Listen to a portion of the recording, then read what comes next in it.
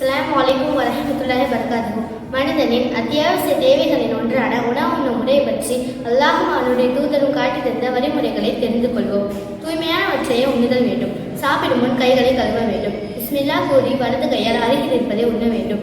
இடது கையால் உண்ணுவதோ பருகுவதோ கூடாது.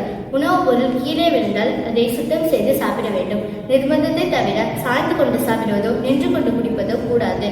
குடிக்கும் பாத்திரத்தில் மூச்சு விடக்கூடாது.